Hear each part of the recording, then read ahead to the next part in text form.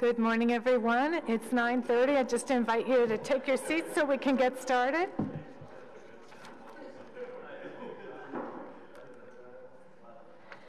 Okay, so declarations of interest. Seeing none, confirmation of minutes 31 from March 22nd, 2018. Carried. Councillor Middick has sent his regrets for today's meeting. Communications. That the inquiry response? Yes. I'd love to pull that, and we can talk about it in the context of the report. And the child care report? Okay, so it takes 2/3 to lift this item. Carried on lifting the item? Sure. Carried. Item number 1, status update, Community and Protective Services Committee inquiries and motions for the period ending 12th of April 2018. Received? Item number 2, commemorative naming proposal, Katie Zhu and Jack Van Rink. Carried. Item number 3, commemorative naming proposal, Roger Montpetit Park. Carried. Yep. Item number 4, commemorative naming proposal, Helen Redpath Thompson Park. Carried. Carried.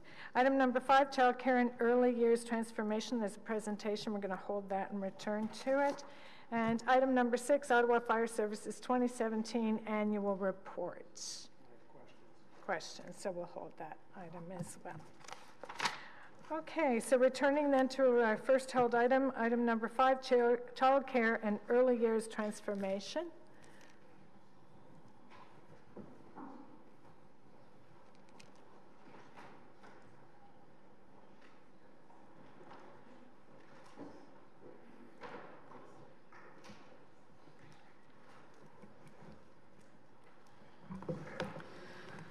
Good morning, Madam Chair and members of committee. So I'm joined by Jason Sabourin, who's the manager for Children's Services, as well as Lynn Martinez, who is the program manager. So they will be reviewing approximately 10 slides with you this morning. It covers the transformative change that we've been seeing over the past several years. It's a lot of good news. It's positive opportunities for the City of Ottawa, and it's additional funding that we've been looking to for years, and it supports the needs of young people and families in the city.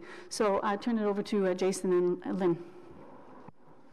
Thank you, Janice. Good morning. Bonjour tout le monde.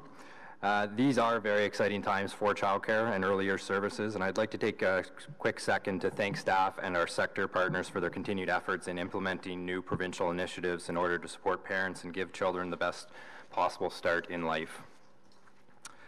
This report provides updates related to childcare, early years, and the journey together, and outlines the new funding framework for the early years services for council approval. I'll ask Lynn to provide a bit of an overview of these services and the provincial vision.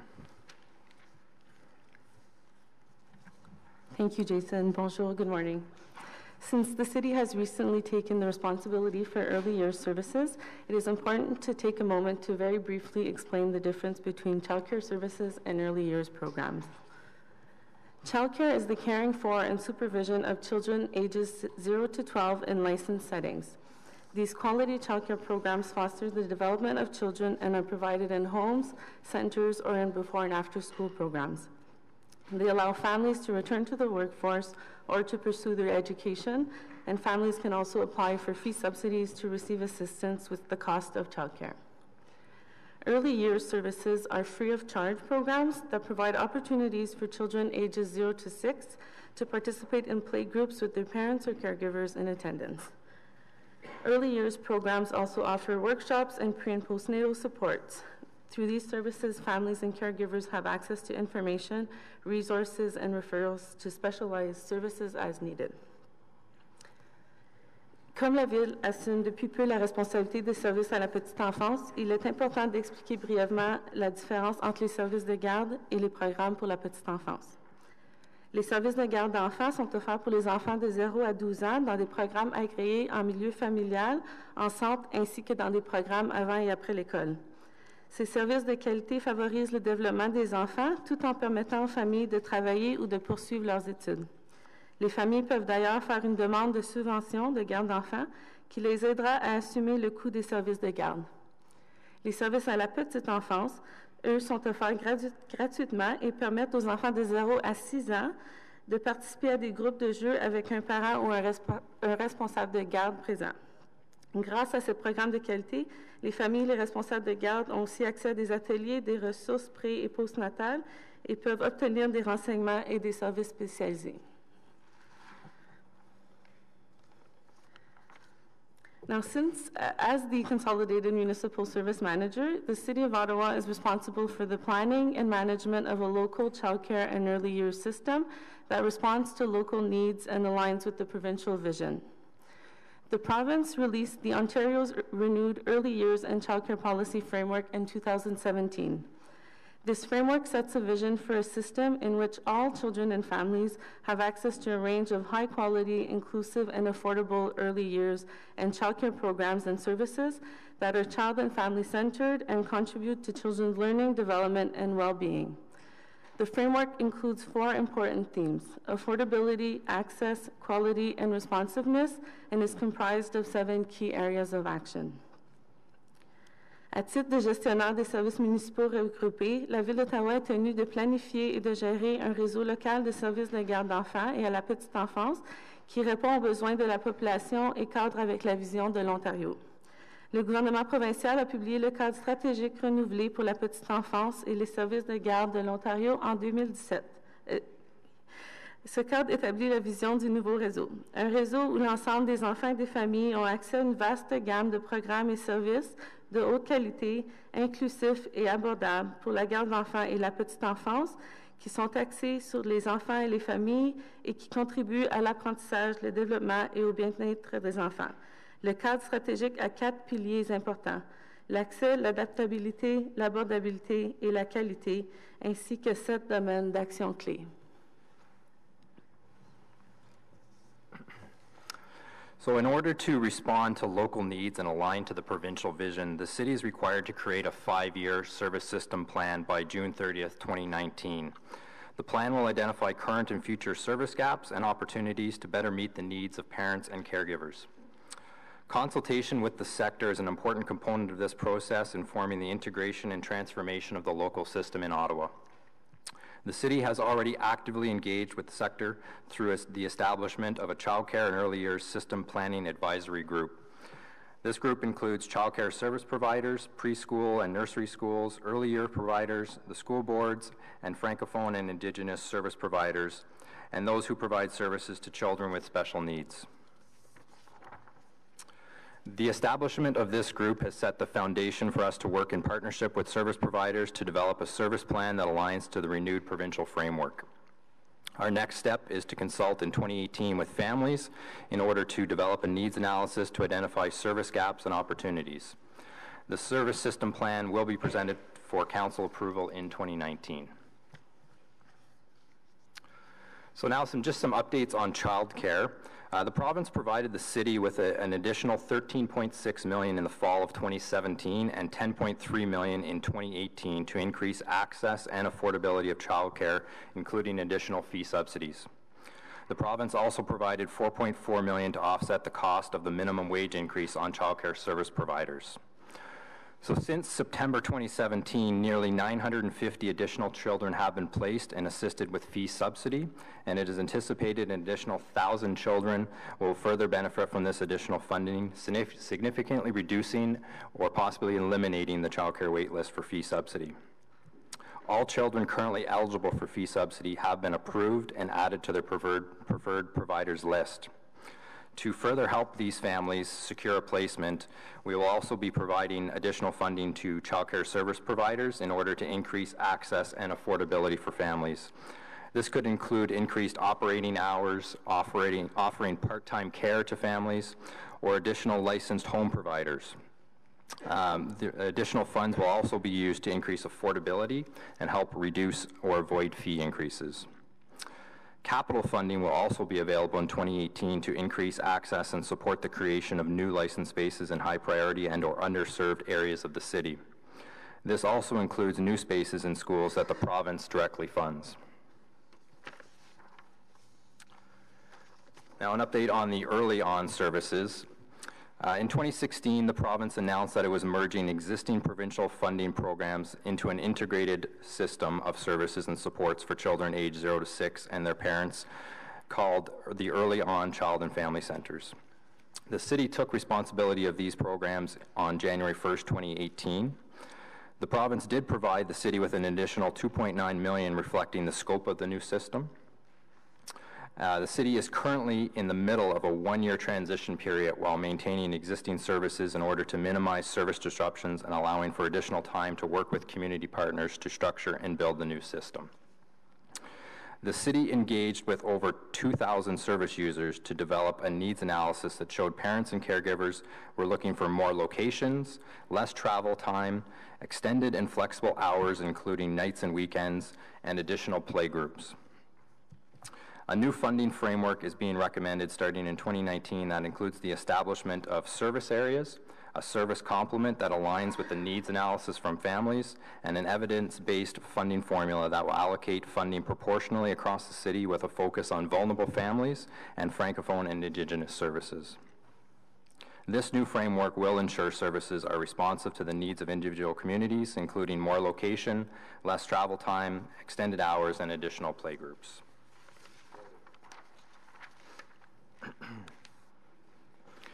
Upon council approval of the framework, the city will accept applications from early on service providers and anticipates selecting service providers by the end of 2018. As the city is in a transition year, the 2018 budget priorities for the unallocated funding will focus on items one-time in nature to assist the sector with the implementation of the new system, while allowing for some additional services in 2018. The 2018 priorities that were developed in consultation with our advisory group include the development of a citywide online system for service providers to create events and register users to enhance reporting and system planning, a cost of living increase to help service providers maintain services and allow a better ability for them to meet the needs of the community, while also addressing some historic service delivery shortfalls, the implementation of one-time innovative pilot projects, increasing services to families beginning in 2018, and assisting with innovative ways to deliver services in the new system, and providing additional supports for professional learning and development opportunities that builds the capacity of staff to provide high quality and inclusive child and family programs, which benefit the families and children who access these services. And finally, just an update on the Journey Together.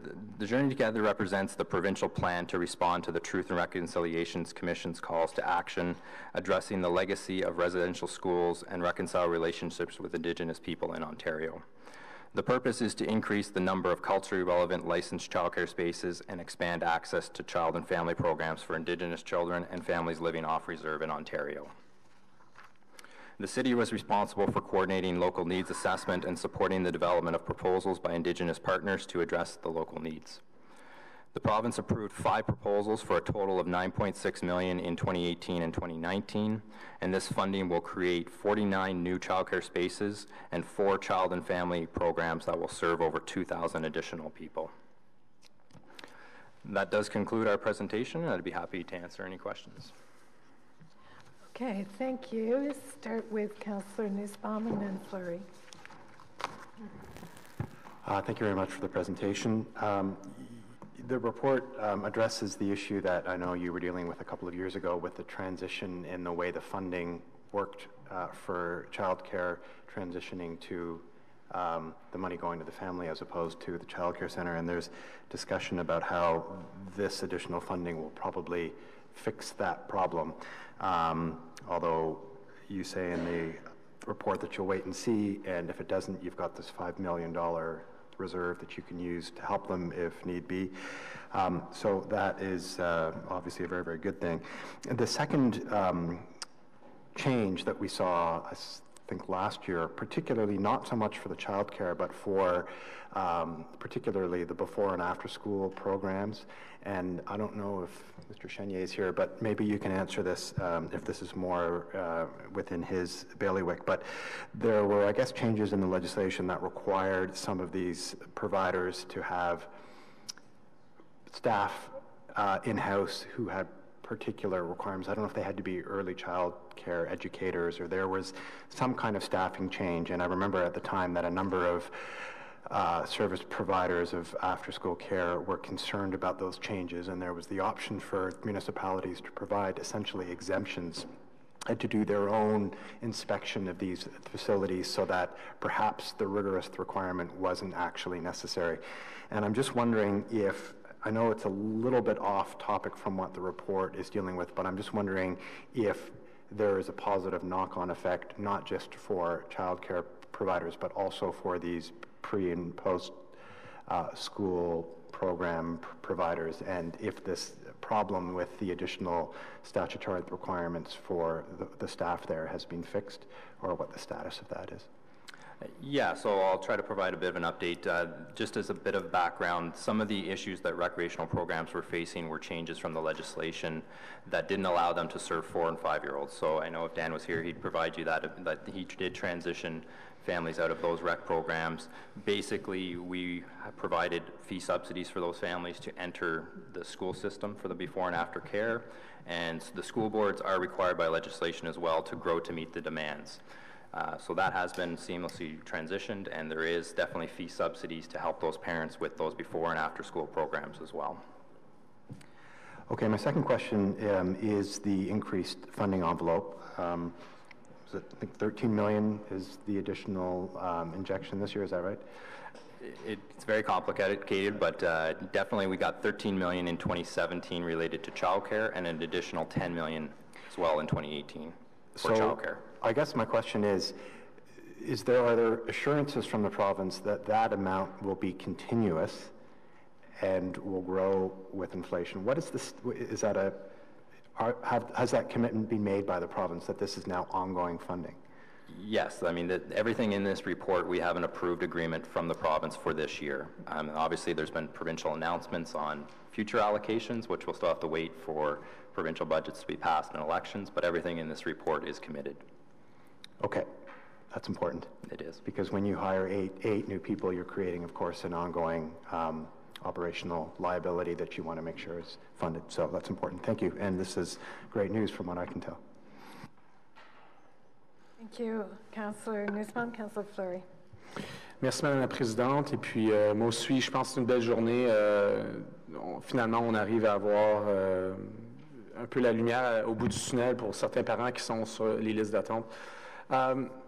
So I just wanted to go back to your slide number 6, and Madam Chair, I'll come back to my inquiry after. These are my question on the report, and then I'll let everyone speak, and then if you don't mind, I'll come back for my inquiry, just not to mix the two. So on slide number 6, I'm just curious, so when we speak of the 950 spots, and then we come back and say that there's be an additional 1,000, so when I read the report, it said there was 917 people waiting on the waiting list. So just by the additional 950 spaces, we should cover that list and more if there's new pressures.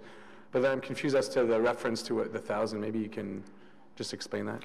Yeah, so basically just to clarify, since September of 2017 when we first received the provincial funding, we have physically placed 950 children into the system and helping them with fee subsidies. So that's what our number of children served has increased since then.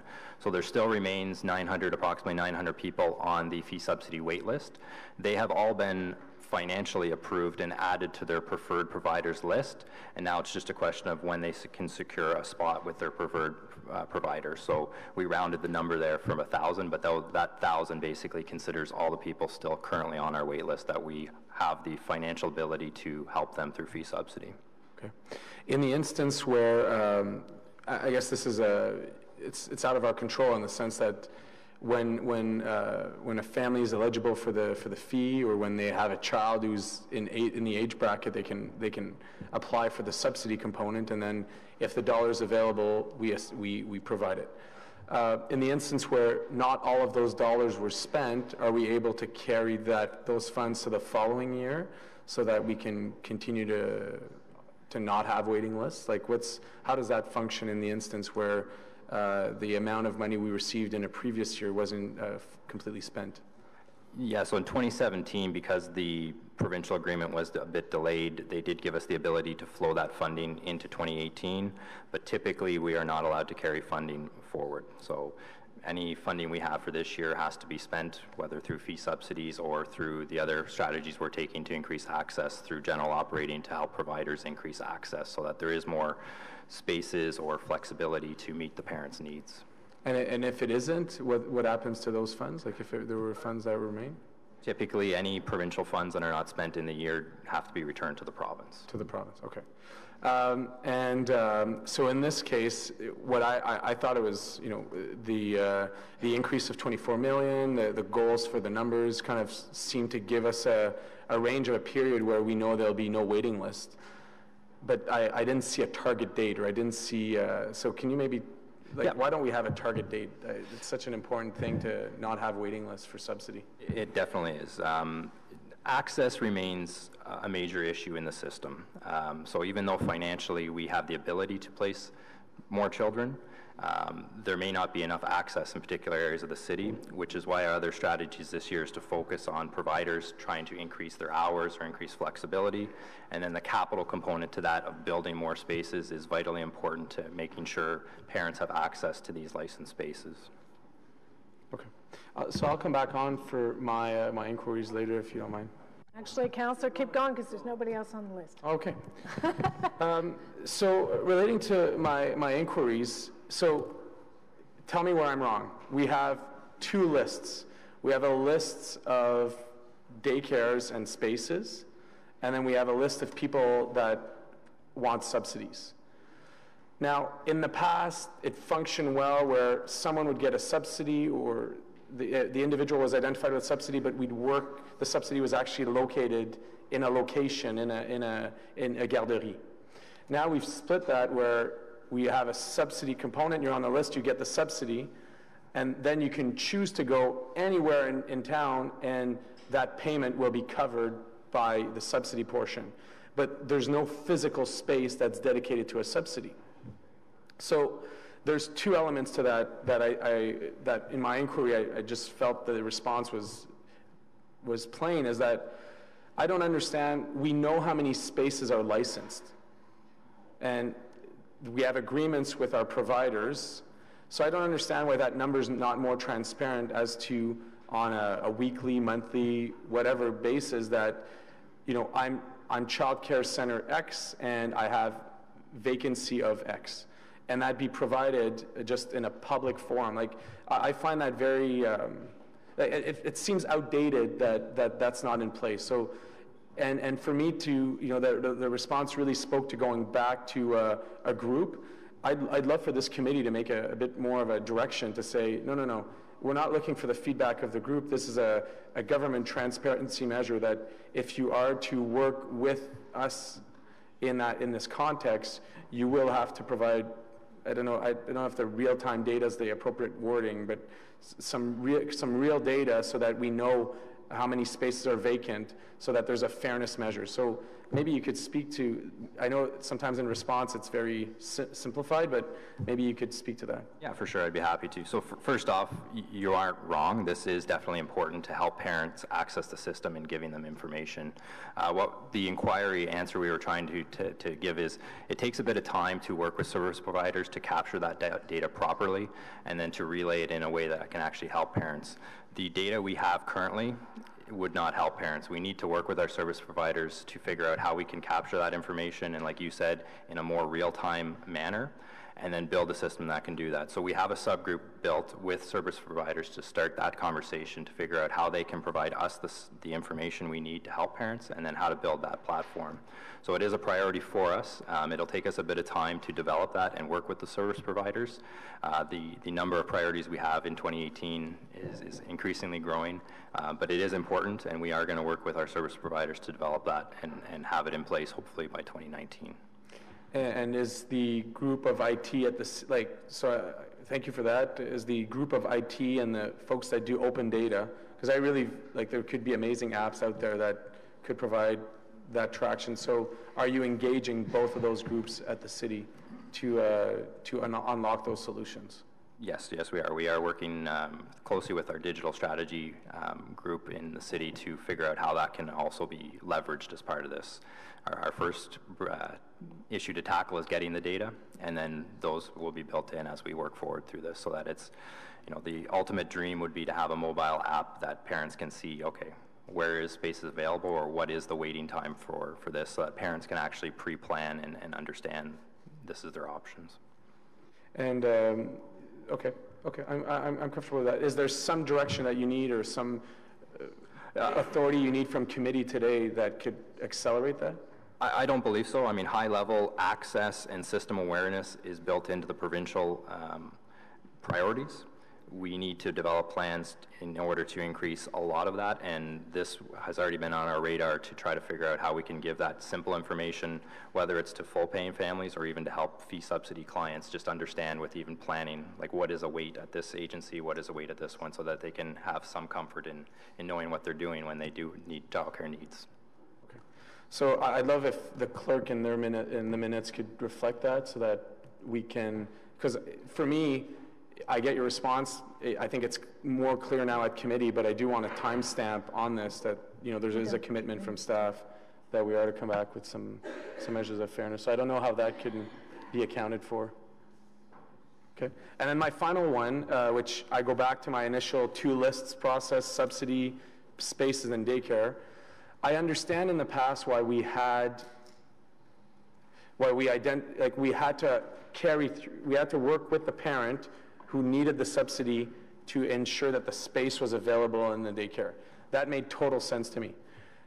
But now I feel like we're running an old system where we have 2 lists. We have a list of, okay, parent X, you're entitled to the subsidy so that your child can go to the daycare and that the amount is covered. But I don't understand why we give an advantage in the system, like the child care providers are chasing those subsidies, and I'm like, I don't understand it. The actual payment to the daycare is exactly the same, but we've created a system where they're still dependent on this element of subsidy. So I want to understand how we plan to separate both. And you and I have had conversations. I think that at the city, we have our own child care centers. I believe that we should lead those efforts initially, and then get the sector. And I'll give the analogy of a Presto card. When everyone has a Presto card, that gives you access to the bus.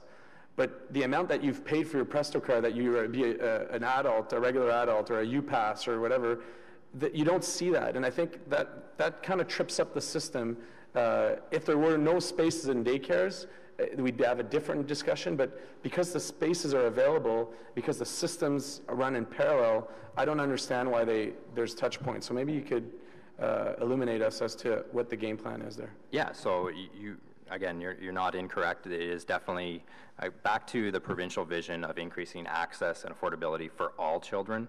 These are the steps we need to take in our service system plan to identify strategies on how to adapt this so that all children have access to this type of care. So in the past, the priority was typically on the fee subsidy clients, and the program was developed that way.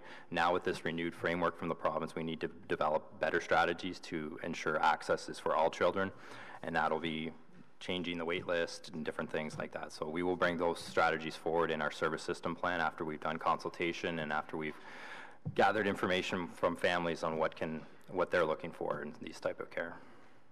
And is there any way that we have control over our centers? Is there any way we could pilot something in our centers to demonstrate the efficacy of these objectives? For sure, it's always an option. We need the sector, including ourselves, to look at this whole framework to ensure access is there. So it's something I'll consider, is if we can pilot it sooner in our centers. But we do need a sector-wide strategy on this. Absolutely. As well. Okay. Thank you for that. And Madam Chair, I just want to finish. I know that my inquiry kind of timed to a report that's very positive. These are very, I'll describe them almost as operational measures that I've been in conversation with staff for some time, and I'm happy that they've come to the committee floor. I want to commend Janice and Jason and the team specifically for they've lived through a transition, and right now we're in a really unique position to not have waiting lists and subsidies. So it means that we're giving parents a choice as to what they want to do. If they want to go back to work, if they want to stay at home, there's more options. We know how affordability of childcare is of very importance for us. Okay, thank you, Councillor Fleury. Councillor Brockington? One little question, if I can squeeze in there. First of all, just a personal anecdote. As someone who has 2 kids, I went through the experience of trying to find childcare, which is very difficult. And in my community, there was a saying that as soon as you conceived, you had to get your name on the waiting list because it was that bad. Bayview Public School was the school in the neighborhood that was very hard to get into. It used to have care not under the school board. It was the old Ottawa School Day Nursery Inc. And just the whole get your name in the system, you don't get any reply back, you don't know where you are on the list, it's very challenging. So anything that makes it easier to find care in your neighborhood that's affordable, and this myth that just because you're working you can afford it, it's not true. Even if you're out of university, you have debt, you have a mortgage, your disposable income is not like it is for others. So it's a challenge for many folks. My question, though, is what is the role of schools in the future for childcare services? Certainly they have the Early Learning EDP program, which is for kids who are in school, but why is the province not taking better advantage of schools which are still hubs of the community, which have a lot of facilities already there, no new infrastructure dollars needed? Why are we not seeing more preschool programs in schools? Do you have any information on that? Yep. So just high level, the province has a schools first policy, and they have been injecting a lot of capital dollars in the last few years to build more infant, toddler, and preschool spaces in schools. I don't have the exact numbers off the top of my head, but it's approximately 500 spaces that have already been opened in schools, and there's approximately 500 more that will be open. They just released a new round of capital funding for schools. Part of that is existing schools, part of that is new schools, and when they are building these schools, they are thinking about childcare and having that in there. And then ultimately it's up to the school if they want to operate those childcare centers or have a third-party provider come in. So the province has injected a lot of capital money to schools to build more sites, and we're hoping that with the provincial announcements that they continue to increase the access, whether it's through schools or community-based funding, because access and just simply the number of spaces does cause challenges. Okay, thank you, Councillor Brockington. Anyone else?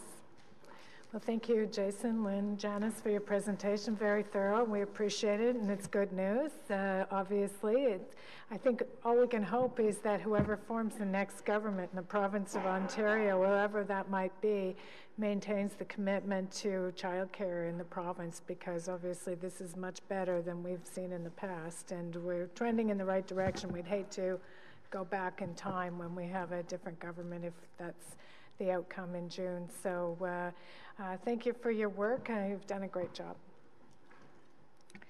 Okay, turning then to carried on the report? Carried. Turning then to Ottawa Fire Services 2017 Annual Report.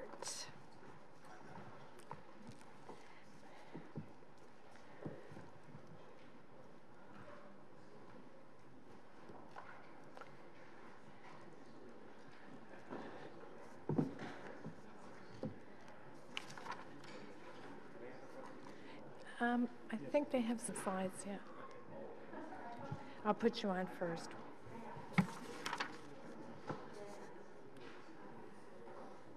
Okay, well, before we've got a lot of conversations going on in the room. If we could maybe take them outside. Okay, before we start the presentation this morning, I just wanted to take a moment to acknowledge Chief Pinjatori, who has devoted more than 40 years to the fire service. He served as our fire chief for the last 3 years, and regrettably, today is his last meeting as our fire chief, as Jerry, I don't know why, he's too young, but has decided to retire. Jerry, I'd just say you have shown solid leadership in moving the service forward in the ever-changing field of firefighting. The service has adopted new technologies, including the automatic vehicle route recommendation project and mobile data terminals to better serve residents. Ottawa Fire Services has also collaborated on the multi-year Fire Dynamics project, which aims to develop a national curriculum to improve modern firefighting. Chief Pinjatori has been a strong advocate for mental health, making great strides to provide his people with the support they need. Le chef Pinjatori est un ardent défenseur de la santé mentale et a beaucoup fait pour offrir à ses équipes le soutien dont elles ont besoin. In 2016, the service launched a peer support program for mental health. Firefighters, recruits, along with their partners or family members, participated in a support session to help prevent PTSD. And last year, volunteer peers were trained on how to provide their colleagues with confidential, emotional, and social support in a safe, non-judgmental environment. Under Chief Pinjatori's leadership, Ottawa has also gained 2 new fire stations, which opened earlier this year to better serve our suburban areas. So Chief Pinjatori, you have led this department with distinction, and we have had the greatest of confidence in you as our leader, and I know that there are many, many people who will miss you in the fire department. We thank you for your great service to the citizens and the people of Ottawa, and the friendship that we have all developed with you over the years. So all the best as you go to the next chapter in your life, wherever that may take you. Maybe we'll find you sitting at this side of the table. Probably not. But thank you very much. It's certainly been an honor and privilege to serve here in Ottawa. Obviously, former municipalities of Nepean and West Carleton through my 38 years in the city city of Ottawa. So thank you very much for those kind words. You're welcome.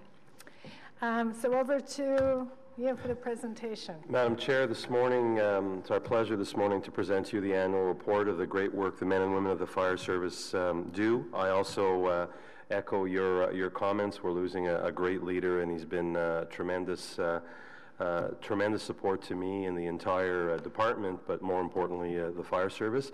Assisting him this morning will be Acting Chief Kaya, as we do a transition to ensure continuity of this critical service.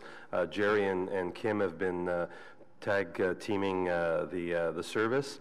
I had told Jerry about a month ago, I said, we'll name an acting chief, and you can, start doing your swan song and going to say goodbye to everybody. But Jerry's been so involved. I think it was last week he told me, yeah, I haven't gotten to say goodbye to anybody. So hopefully after today's presentation, you'll have the rest of the week to get to say bye to colleagues and friends. But I also So I'll turn it over to the team and present to you this morning an overview of the great work they did last year. Well, thank you, Madam Chair, for giving us this opportunity to report and highlight the excellent work provided by the women and men of the Ottawa Fire Service. As you know, we continue to protect the lives and property and environment of residents and visitors to the City of Ottawa, and as a proud chief, I'd like to say we do that extremely well. While the Ottawa Fire team is comprised largely of career and volunteer firefighters in the suppression sector, we can't forget those who work in inspection, education, safety, and communications. I'd like to take a moment to highlight some of the more notable statistics for you. And 2017 was a very busy year for our staff, with over 93,000 calls received in our communications center, an average of 255 calls a day. Crews responded to over 25,000 incidents. It's a 4.3% increase over those reported in 2016. While there are the increase in number of actual fires decreased by 16.4%. I'd love to take, and say our prevention staff has done an excellent job, but I could tell you that I think some of it was attributed to the unusual wet conditions we had here in Ottawa the past year. We actually responded to 972 calls related to the floods that occurred. This year, our Wake Up campaign, we reached 14,020 homes over 2 one-week program periods. Our prevention officers completed close to 4,000 inspections, and our public education team participated on 701 public education events, which includes everything from fire house tours to truck visits and safety presentations, and of course visits by Sparky. While we're on the public education topic, the public education team delivered valuable fire safety information for residents through many ongoing programs and presentations that they offer. Of course, we participated in a Doors Open Ottawa, which is, and also some multi-location food bank programs, community fundraisers, various public relations events. To name a few examples, of course, would be to talk about again a little bit about our Wake Up program. Fire suppression crews visited 14,000 homes to ensure that residents had working smoke and carbon monoxide alarms, with the ultimate goal of increasing the number of working alarms across the city. As aging population in the City of Ottawa continues to grow, public education for the vulnerable seniors has moved to the forefront. In 2017, with funding received by the City of Ottawa Older Adult Plan, 177 smart burners were distributed and installed in social housing units in an effort to reduce risk of kitchen fires in the homes of the vulnerable seniors. I'm not sure if you know what these smart burners do. It's that if somebody forgets the burner on, it actually shuts off by itself, preventing an overheating situation. So very, very, very well received, and it has reduced fires. In a prevention week, the national theme, of course, was fire prevention was every second counts, plan 2 ways out. To kick off the fire week in Ottawa, Ottawa City Council hosted the Fire Chief Commendation Award to recognize residents whose actions saved lives, prevented injury, and minimized the loss of property during emergency situations. Later that week, also, our fire prevention officers joined CTV Morning Live to remind Ottawa residents about the importance of practicing home fire escapes and ensuring early detection with smoke and carbon monoxide alarms. In October of 2017, the public education team attended 103 public education events in office buildings, shopping malls, and retail stores. Our inspection branch was responsible for, of course, ensuring that our buildings in Ottawa are compliant with the Ontario Fire Code. We worked very closely with the city legal staff and completed 11 prosecutions, resulting in $23,260 in penalties. All that to say is that we take our role in keeping public safety very, very serious, and the messages should be sent loud and clear that fines will be levied, penalties will be levied if found non-compliant. In preparation for this year's 2017 celebrations, Ottawa Fire Service began proactively inspecting assembly occupants across the city, including large assembly venues, hotels, motels, restaurants, arenas, ensuring compliance with the Ontario Fire Code. By the end of June 2017, we had completed over 300 inspections of these high priority buildings. As per the legislation, all vulnerable properties, like senior homes, are inspected within a 12-month period. The inspections, which include review of fire safety plans, approval of fire drills, is a multi-day procedure that often requires participation of several fire prevention officers. Also, we have a terrific partnership with the Ottawa Community Housing. In 2017, we conducted proactive inspections to more than 100 of their units across the City of Ottawa. And these inspections were conducted to ensure all fire and safety systems within each Ottawa Community Housing building were being maintained to the requirement of the code. The collaboration partnership has resulted in safer homes for residents in the Ottawa community housing buildings. I'm glad to report, as the chair mentioned, with some of our technology in the fire service has grown exponentially, and certainly if you look at our statistics, in a lot of ways we are improving our response times. And this one in particular has been close and dear to my heart in being able to come up with the automatic vehicle routing recommendation. Just to give you an idea, right now it's the closest station response, whether or not the vehicle is in the station or not, that goes to an incident. In the very, very near future, we will be sending the closest apparatus. So, you know, if another apparatus is driving back from a fire and happens to be in some other area and 2 blocks away from a fire, at times we would not know that, but now the dispatch will automatically send them. So it's only going to improve our response times. And the other, of course, you know, here in my notes it says the project was initiated in 2017, open air fire permits online. I remember back in just after amalgamation working on this, so it's been a long time in coming, but again, I'm glad to report that they are available to renew and or get new permits online, and it's working very well.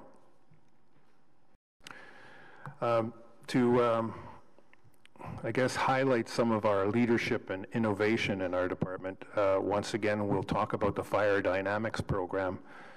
In 2017, we continued working with the Fire Dynamics project in collaboration with the Defense Research and Development Canada and the National Research Council.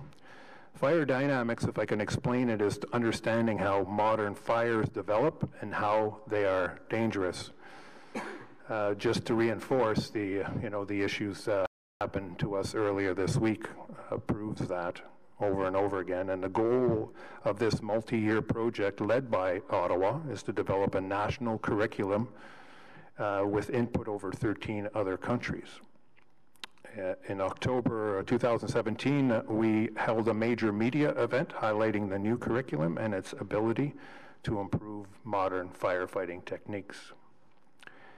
Also last year, our personnel were trained by the Ottawa paramedics and Ottawa paratrainers on how to use the life-saving opioid antidote, naloxone. I'm proud to say that Ottawa Fire Service was one of the first fire services in Ontario to roll out Narcan, the nasal form of the naloxone, to all frontline apparatus. And of course, our continued success with Camp Fit, female firefighters in training. This innovative camp was once again a success. In 2017, it hosted 24 young women who needed the opportunity to perform many tasks, including auto extrication, search and rescue, firefighting simulation in a kin, and a vehicle fire. It will continue to be offered in the coming years with hopes that it will increase the confidence and the empowerment of young women to pursue careers in the fire service.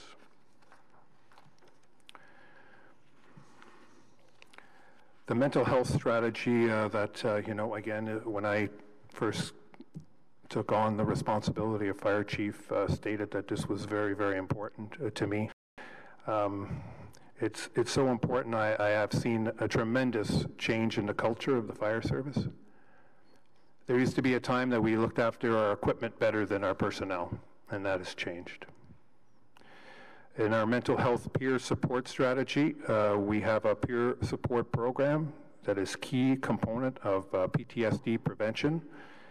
It's a plan that's required by the province, but once again, I'd like to say we are ahead of the game. Our peers, firefighters who have been trained to provide their colleagues with confidential, emotional, social support in a safe, non-judgmental environment. There's been 2 training sessions provided for these peers, and I could say from July to December of last year, those peer support teams have received 152 requests for assistance from a peer support member. Our mental health, in our mental health study, we were able to secure $650,000 in funding from the Defense Research and Development Canada to complete a 2-year study with the Ottawa Hospital Research Institute on the mental health of first responders. First responders' mental health will look at preferences for mental health support services and include small-scale randomized control trial to evaluate methods providing these. The Ottawa Police, Fire, and Paramedic Services will participate in the study managed by the Ottawa Fire Service. And finally, the Wellness and Fitness Initiative. We also signed a term of reference with the Ottawa Professional Firefighters Association to establish the Wellness and Fitness Initiative. This program aims to provide OFS personnel with training and support to improve their overall health and well-being. And the fitness trainers visited each urban station, soon to be the rural stations as well, with providing operation personnel the functional movement training in an effort to prevent and reduce work-related injuries.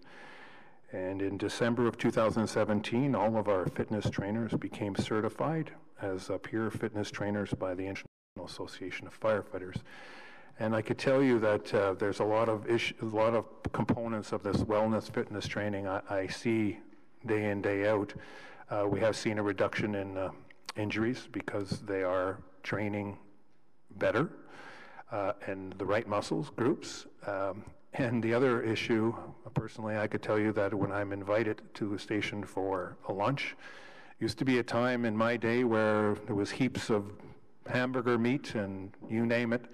Now I'm treated to salads that have more fruit in it than lettuce and usually something like nice salmon or something like that. So it's amazing how a little bit of training has gone a long way, that they are looking after themselves, which is only helping us. Looking ahead, of course, we did open 2 new stations, non-additional stations. We were able to combine 2 stations into one, and then as a result, take care of growth in the Cumberland-Orleans area. And both stations were built, completed on budget. And also we're looking at finally instituting our rostering solution. This is a solution that revolutionizes how fire personnel are scheduled to work, called back for shifts, and how they book leave entitlements. Looking very forward to that. Our accreditation is coming due as well for renewal. So over the next 18 months, we will be working with Fire Accreditation International. This will be a substantial project involving fire service personnel from all divisions, and it will be another comprehensive review of the services provided. And the last issue I'd like to say is a large, when you look at the statistics, our false alarms have increased. A large number of the false alarms have been generated by public institutions such as hospitals, post-secondary institutes, and community housing. The current false alarm education and awareness strategy that we have in place obviously has not been effective at reducing the false alarm and as intended. So Ottawa Fire is in the process of developing a new approach for reducing fire alarms. Our new approach will engage key stakeholders in the development of a false alarm strategy, recognizing that there are unique challenges associated with different types of properties. As a result, we will have a proposal or strategy for consideration for committee and council in the next term. Thank you very much. Okay, thank you very much, Chief, for the presentation. There are a number of questions from members of council, but before we go there is one public delegation, so we'll hear from him first. John Sobey.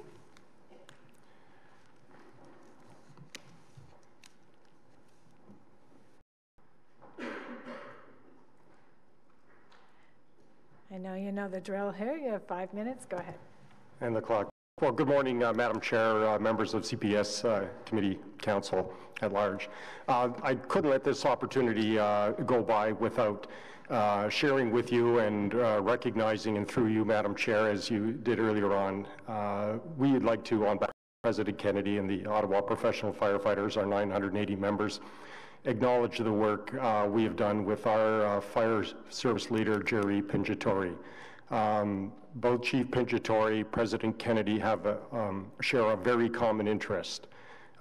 They both know it's our members, his firefighters, prevention officers, training officers, that service that protect our public at large. And with the work of Jerry and Peter, we've been able to sustain an open door and open labor relations in good times and bads. We both had our struggles, but we've both remained committed through the leaders to ensure that the vested interest of the members, and not in spite of the public, but for the public, ensuring public service. As of recently, of course, we're all relieved to hear the good news of our brother and sister firefighters in the Stittsville event a few days ago. That only speaks to the value, and being an active firefighter, I can tell you that our members are very passionate to learn from those events, as we all are, so that we can pursue and advance our training and our skills. So just on that, if we can certainly keep an open mind in future budget deliberations on training, value of a viable training facility or services for the firefighters, both in the rural and the urban. Chief Pinjatori addressed in his diligent report, speaking of such terms as effective fire response and so forth. That effective fire response certainly applies in the large dynamics, not just for rescue and fire, but working with our valuable partners, our professionals in police and paramedics, in that effective response for the public in all forms of emergencies, being the medical emergencies, the rescues I mentioned, the hazardous material responses. So we're fortunate to have an open door and wonderful relations both with you councillors, but also with Chief Pinjatori, but as well Chief Ayotte. Both have worked extremely hard to ensure that their fire leadership team are prepared and understand the roles that they must perform and work and communicate with Ottawa's firefighters. And President Kennedy done the same with his executive board. And I couldn't let this opportunity go without just acknowledging the work that Jerry's done. And on a personal note, I wish Jerry and his family all the best in his endeavors, and as we close up his tenure as our fire chief. Thanks for that. Thank you very much, Mr. Sobey. Any questions for the delegation? Seeing none, thank you for those kind words. We'll move then to questions from members of council, starting with Councillor Brockington. Thank you, Madam Chair, and thank you to the Chief and his team for the report before us and the service of the women and men who serve the people of Ottawa in the service. Thank you for the report. I have a number of questions from what I've read, and I'll start with the data table. On the report, you have the detail of the types of calls, and you've touched upon some of the data in here. False alarms, that number is troubling. Over 9,000 alarms a year, 25 a day on average. You crunch the numbers, 25 false alarms a day on average. You talked about outreach, improving the education campaign. What are the criminal aspects regarding locations where there's chronic false alarms? What are the penalties for someone who's caught conducting this? If you have to evacuate, you said an OCH building, a school. I'm just concerned that public outreach isn't good enough. So what are some other options that are being considered? Thank you, Councillor. Madam Chair. You know, it is a criminal code offense, so there is stiff penalties through the criminal code. I don't have exactly what those penalties are, but I believe they do including incarceration. But we also see that a lot of our false alarms are based on equipment malfunction, and those are holders that we're really looking to reach out to. Nobody wants false alarms. The fire service certainly doesn't want false alarms. The businesses do not want false alarms. The alarm companies do not want false alarms. What we need to do is engage them in the discussion and come up with a strategy to reduce false alarms. Our methods have not worked to date, and we are in the process of taking this very seriously and of engaging those stakeholders to come up with a solution up to and including laws if necessary to change things. Thank you. And just to put into perspective, the number of false alarms is about 10 times higher than actual fires that you're responding to, and twice as second highest call, which is medical. So, I still think there's an onus on all building owners to ensure that their equipment works. And it's unrealistic to think that we can eliminate all false alarms, but I'm just worried about resources that are being deployed unnecessarily when that could be putting people at risk when there's a real emergency going on. Medical calls up 27% over 2 years. Are we doing any type of analysis on delayed response times when you are deploying resources for false alarms or for medical calls, and then we get an actual fire call? Do you have that capacity within the OFS to do that type of research? Through you, Madam Chair. During our accreditation, those are things we look at. We call it resiliency, and we continuously check to see how we're doing with our response times for fires and whether or not we're within the benchmark and baseline, and we continue to be that. So it's not negatively affecting us, if that's what the question is. And again, the increase is, there's an increase in calls across the city, so that only means that our assistance to the paramedic service would also increase. We haven't changed the tiered response agreement. We continue to respond to the same types of incidents. I mean, statistically, I would conclude there would be an impact to response times if you have 25 false alarms a day. Obviously, they're not all at the same time. It's spread out, and some days you've got more, some days you have less.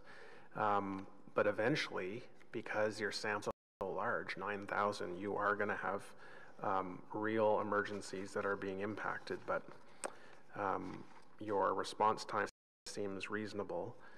You've mentioned your call volume. I won't get into that. I just note it's 10% increase over the last 4 years, which I think is significant enough when you look at overall call volume. You mentioned your outreach in Ottawa Community Housing. You mentioned 100 units. Are we talking about 100 homes or 100 multi-unit dwellings? Those would be units. The actual units. Buildings, that's right, the buildings themselves. We're concentrate on the higher alarms, higher incidents of fires. We concentrate on those units. I'm not sure how much you can talk about investigative work. There has been, in my opinion, a number of fires in my ward that are unexplained. I think the determination is unknown or unexplained. All just come out and say highly suspicious. When you look at homes that are on the market that aren't selling, when you look at people having disputes, all of a sudden a house burns down, looks fishy to me. So you mentioned it's the Ontario Fire Marshal that investigation, or who does that investigation? And I get a lot of questions from my community because they want to know if again, fires happen, and there are a lot of reason for fires, but if they are deliberately set, whether that raises safety issues in the neighborhood. And I think the chief and I have had a conversation last year about this, about one issue, but how the public can be assured in these cases. So can you just briefly describe the investigative work and how that can be shared with the public? Certainly. Madam Chair, the initial investigation takes place through the fire service, so we have our own investigators who go in and determine cause, and I'll get into determining cause in a second. Anything reaching a certain threshold, we then call in the fire marshal's office and they come in to assist. So some of the fires will have our investigators do the complete investigation, while others require the notification of the fire marshal's office. We also engage our police partners when we have suspicious activity. And so obviously we are a team when it comes to that. What you're referring to earlier are known as undetermined fires, and just because they are classified as undetermined does not make them not suspicious. In determining cause, it's a process of elimination, and it's a process of deductive reasoning, and quite frankly, you have to eliminate other causes, and every once in a while, because of damage and other activities, you can't eliminate another accidental cause. So the suspicious can be highly suspicious, or a fire can be highly suspicious, but be classified as undetermined because in the criminal realm, you have to prove it beyond a reasonable doubt, not just on a balance of probabilities. So if we can't meet that standard, then the fire has to go down as undetermined. That does not mean that there isn't background information or background investigations that continue to determine whether or not the suspicious circumstances and to identify additional evidence that will sway the balance of probability. And if you had sufficient evidence, whose role is it to lay charges? Is it still with the police, or does the marshal's office have any authority in that regard? The fire marshal's office are special constables as well, so they do have authority to lay charges, but it is the local police services primary responsibility to lay charges when the evidence is there that a criminal act has taken place. Finally, I'd just like to say two big shout outs. One is certainly Camp Fit. I've the summer sessions every summer since I've been elected, as well as the graduation ceremonies. I can't speak highly enough of this program for so many reasons, and am appreciative of the chiefs and the services support for this program. And the other comment I want to make is about how much I appreciate communications from the Ottawa Fire Service. Again, Ms. Cardinal's efforts, and she's got a support team to keep members of council informed, the detail opportunities to liaise with my office if I need more information. It's very appreciated. At times in other departments it may be more challenging to get information, but the Ottawa Fire Service has always been very open and willing to work with me, and I just wanted to highlight that today. Thank you. Thank you, Councillor Brockington. Councillor Kadri. Thank you very much, Madam Chair. And just following up on the questioning that Councillor Brockington's asking or requiring, is the cost of those false alarms. Is there anybody determined a cost to that, the number of false alarms? It's very difficult to associate costs with false alarms because we are in fact already there. We're like the stations are staffed, so it's fuel basically is the cost. So we don't necessarily keep track of that. My fear, my greatest cost is the danger every time there is a fire service apparatus driving through the streets of Ottawa with lights and sirens. There is that danger to not only residents but my staff, and those are things that we concern ourselves greatly with. Thank you, Mr. Pinjatori, for that response. In terms of coming back to the comments that Councillor Dean was making earlier, I have to echo those comments, not only from myself, but from my community. Mr. Pinjatori, you've been nothing but class act representing the Ottawa Fire Service throughout the public and throughout your men and women in your service. You've not only done an excellent job in trying to keep the community safe and city safe with your team, but you've also done is the education piece with your fire service. And as Councillor Brockington mentioned earlier, the fact that the programs that you've instituted and have been brought to the forefront for the public to understand what kind of training is going on behind the scenes and how you recruit other new members to the team. And that's the part that I really appreciate, that you're not just sitting still, or the department is not sitting still. You're always recruiting new members in order to keep the fire service up and going and modern as much as possible going forward.